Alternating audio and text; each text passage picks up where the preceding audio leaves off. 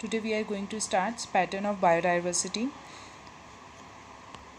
आपके एनसीईआरटी के अंदर पाई चार्ट दे रखा है, हम पाई चार्ट के अकॉर्डिंग पढ़ेंगे. फॉर एग्जांपल इन्वर्टिब्रेट्स का पाई चार्ट दे रखा है. हम सब जानते हैं कि इंसेक्ट्स की जो अबेंडेंस है वो मैक्सिमम है. ठीक है, अगर इन जनरल पे मैं बात करूँ तो इंसेक्ट्स क्या हैं, सबसे ज़्यादा क्वांटिटी में या अबेंडेंस में पाए जाते हैं. अदर एनिमल्स के बारे में बात करें, other animals group crustaceous of mollusca. ठीक है, यहाँ पर क्या पाया जाता है, मोलस्का पाया जाता है. Second we talk about vertebrates. इसमें क्या है, आपका फिशेस का कंट्रीब्यूशन है. कितना है वो, मोर देन 50 है. ये चीज़ भूलना मत आप. ये आपको यहाँ पर 50% दिख रहा होगा, लेकिन ये हल्का सा स्लांटिंग है, या आप बोल सकते हो टिल्टेड है. बाकी के जो है वो mammals, birds, reptiles and amphibians हैं. ठीक है ना. तो अगर मैं रफली बात करूँ तो बर्ड्स और रेप्टाइल्स लगभग इक्वल अबेंडेंस है. Now if you talk about plants, यहाँ पर फंजाई जो हैं वो काफ़ी बड़ा पोर्शन अकाउंट करता है. और आपके जो एंजियोस्पर्म्स जो हैं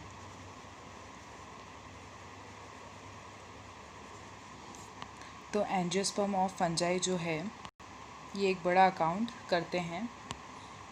फॉर एग्ज़ाम्पल जैसे अभी मैंने आपको बताया कि जो फिशेज़ है वो मोर देन 50% है, या तो इनका जो सम टोटल है उससे भी ज़्यादा है. मतलब यहाँ पे किसका अबेंडेंस कितना है, यहाँ पर किसका अबेंडेंस कितना है, इसी टाइप के बेसिक क्वेश्चंस पूछे जाते हैं. Now moving towards the actual distribution of biodiversity, यानी कि जो बायोडाइवर्सिटी है उसका डिस्ट्रीब्यूशन किस तरह से है. इसकी जो सब बेसिक थ्योरी जो है वो अलग है. अगर मैं आपको एक बेसिक चीज़ बताऊं कि अगर हम इसको अर्थ मान रहे हैं तो अर्थ का अगर मैं सेंटर देखूं इस तरीके से, यहाँ पे सेंटर का मतलब क्रश मेंटल कोर उससे नहीं है. ये सेंटर का मतलब है वो लैटीट्यूड, वो एल्टीट्यूड जो सेंटर में पड़ रहा है. यहाँ पर आपको स्पीशीज़ डाइवर्सिटी मैक्सिमम मिल जाएगी.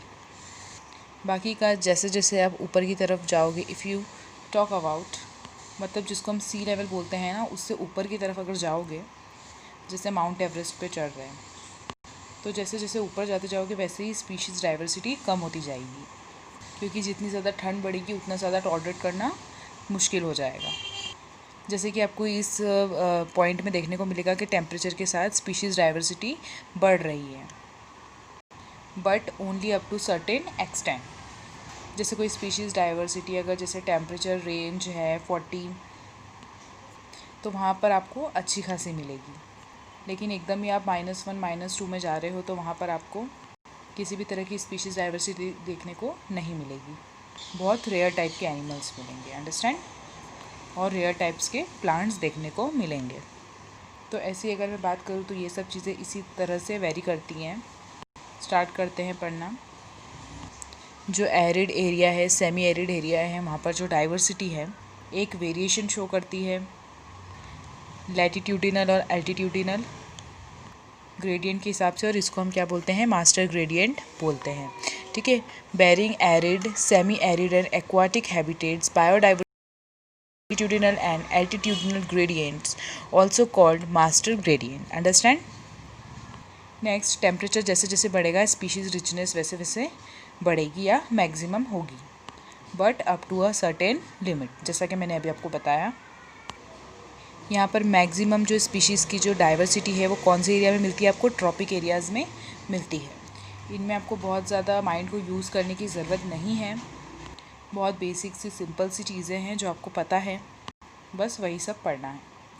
ठीक है. नेक्स्ट अगर मैं बात करूँ, ये वो एरिया है जहाँ पर स्पीशीज़ अबेंडेंस देखा गया था. अब नेक्स्ट इंडिया की अगर हम बात करें तो जो इंडिया है वो कौन से जोन में आता है, ट्रॉपिक जोन में आता है, जिसमें 12,000 स्पीशीज़ ऑफ बर्ड्स अलोन पाई जाती है. अब मैक्सिमम डाइवर्सिटी जो है वो कहाँ पे प्रेजेंट होती है, अमेज़न रेन फॉरेस्ट में होती है. ये बहुत इंपॉर्टेंट है, आप याद रखना कहाँ पर प्रेजेंट होती है, अमेज़न रेन फॉरेस्ट. फिर साउथ अमेरिका में है जहाँ पर 40,000 स्पीशीज़ प्लांट्स की और 3,000 स्पीशीज़ फ़िश की और 1,300 बर्ड्स की 427 मैमल्स की, 427 एम्फीबियंस की, 378 रेप्टाइल्स की एंड मोर देन 1,25,000 इनवर्टिब्रेट्स की पाई जाती है। तो ये जो डेटा है ये आपकी एनसीईआरटी का डेटा है, तो इसलिए मे बी पूछा जा सकता है, तो इसकी की पॉइंट्स जो है वो आप याद रखिएगा।